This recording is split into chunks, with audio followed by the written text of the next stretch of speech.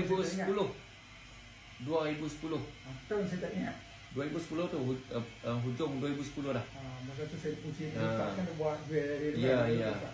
Saya ingat kata apa kata Ustaz. Saya pasal tanya orang kan kita tak pernah minum kan. Ustaz betul kan saya kasih pengituan kan masa Ustaz. Betul kan kita beri. Kalau tak kalau tak ori saya pulang beli tuan. Tu saya yakin. Start tu yang saya maintain. Iyalah 15 tahun dah. Itulah saudara lama semua. Allah. Cuma masa tu anak yang saya berhenti saat tu, jarang-jarang saya stop berhenti tu pasal anak saya belajar kan mesti yang 3 orang. Dia tak ada nak bersih modal. 3 sekali masuk mana dah. Iyalah. Ni hati dah no. Ni alhamdulillah ada tinggal seorang dia musuh. Ada lagi. Musuh. Tu hak ibu tua lah. Dah ibu tua dengan sebut. Dia tetap tak tua. Kita panggil hak tama lah. Hak tama. Baru putih. Baru putih. Dia menikah ada kali tama. Dia tak ada pun cakap. Tak apa. Dia panggil hak tama. Hak kedua tak tahu kan. Syurga. Dan tempat dalam syurga.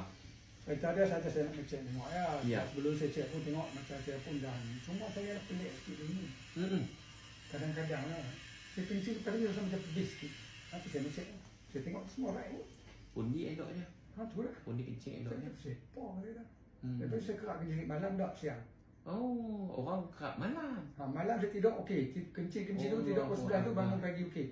Siang tu kadang-kadang minum sejam kencing. Saya kata sepah. Ni saya main sini 2 kali kencing.